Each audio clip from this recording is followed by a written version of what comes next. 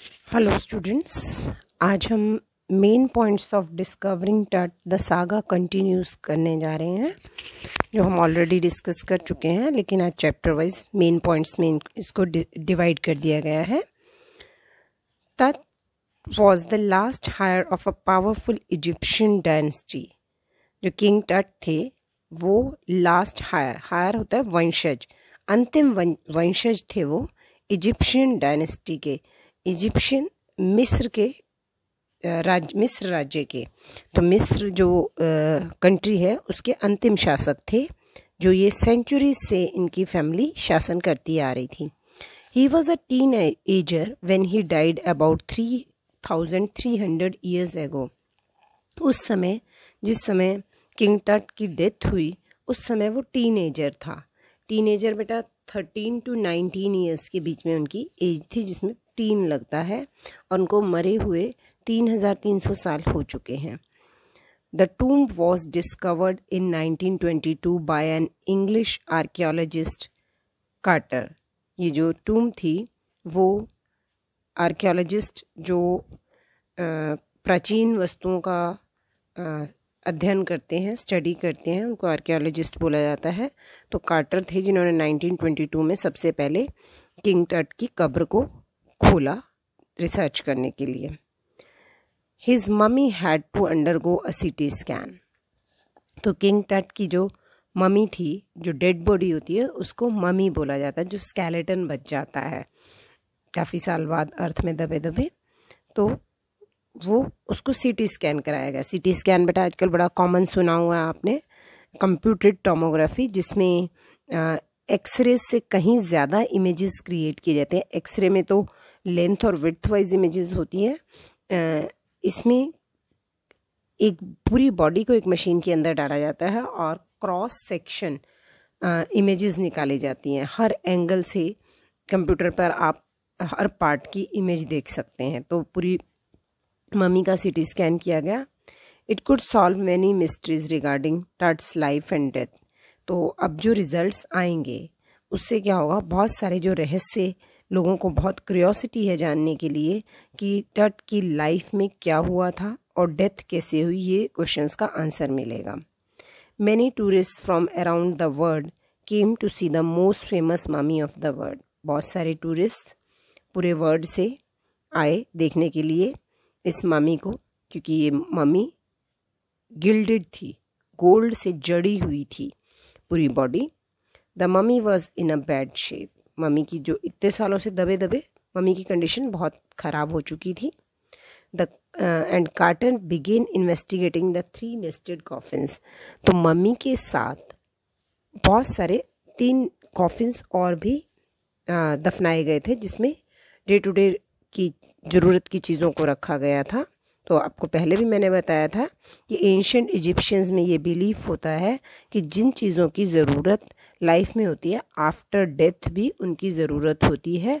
There is a life after death, उनका ये belief है। The first coffin was open. Carter found a shroud decorated with garlands, willow, olive and lotus petals. First coffin को open किया गया। Quarter ने, उसमें shrewd होता है कफन जो डेकोरेट हुआ था, मालाएं चढ़ी हुई थी, गार्लैंड्स मालाएं, willow, olive and lotus petal. Willow ये वहाँ की वनस्पति है, ऑलिव बेटा आपने सुने हुए हैं, ऑलिव ही बोला जाता है लोटस कमल के पत्तों से। तो ये सब चीज़ें उसके ऊपर चढ़ाई गई थी। ही faced a problem when he finally reach the mummy. जब इन सब चीज़ों को उसने रिकॉर्ड कर लिया कि 3 कॉफिन्स में क्या है और किंग टट के ऊपर कौन कौन से पौधे, पत्तियाँ, सब फूल वगैरह चढ़ाए गए हैं, तो फाइनली जब सब चीज़ें हटाकर वो मम्मी तक पहुंचा तो उसको एक प्रॉब्लम फेस करनी पड़ी। वो प्रॉब्लम क्या थी? The ritual resins had harden. जिस रेजिन होता है बेटा ग्लू, रीति रिवाजों वाली जो ग्लू लगाई गई थी पहले कॉफिन के साथ, फिर उस डेड बॉडी को लिटाया गया था, वो अब हार्ड हो गई थी सीमेंट की तरह, and cemented it to the bottom of solid gold coffin. उस जो गोल्ड के कॉफिन के साथ बॉडी बिल्कुल चिपक गई थी, तो उसको अलग करना मम्मी को बहुत मुश्किल काम था। Tut's body was chiselled away from the coffin. Tut की बॉडी को अब चेसिल क्या होता है बेटा? छेनी, जैसे पत्थर तोड़ा जाता है जिस छेनी से, ऐसे ही तट की बॉडी को जो लिम्स के नीचे स्पेस था, जैसे हमारे टांग के नीचे थोड़ा सा अगर हम सीधे लेटते हैं तो हल्का सा स्पेस होता है घुटने के नीचे से, तो वहाँ पर जो ग्लू थी उसने, और बाजू के नीचे भी होता है, जहाँ जहाँ से स्पेस मिला उसको चेसिल करने, तोड़ने की कोशिश की।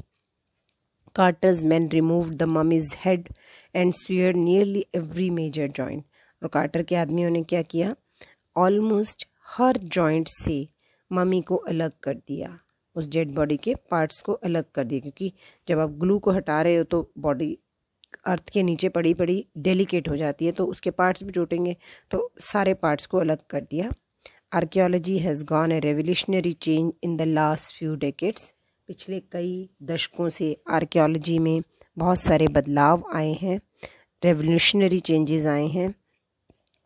टुडे कंप्यूटर टोमोग्राफी और CT scan creates a 3 dimensional virtual body.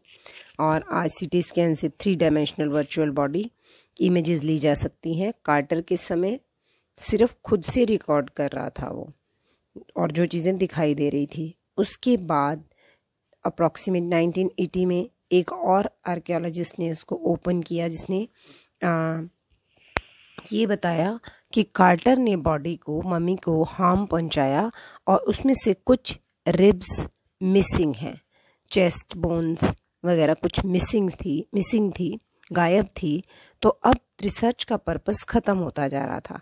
जो चीज़ ढूंढनी थी, 2 क्वेश्चंस जो लिंगरिंग ऑन थे कि कैसे राजा की मृत्यु हुई थी इतनी कम एज में, किस एज में हुई थी, और मर्डर मोस्ट प्रोबेबिलिटी यही थी कि मर्डर ही हुआ था। तो ये सब चीज़ें ढूंढनी थी, लेकिन अब क्योंकि कार्टर ने उसको चेसिल करके नुकसान पहुंचाया, और कार्टर ने अपनी सफाई में ये बताया कि मैंने इसलिए चेसिल किया, इसलिए उसको छेनी से तोड़ा कि अगर मैं नहीं तोड़ता तो गार्ड से चोर बचकर इसकी बॉडी से सोना उतार कर ले जाते, इसलिए उसको ऐसा करना पड़ा। अपने बचाव में उसने ये सफाई दी।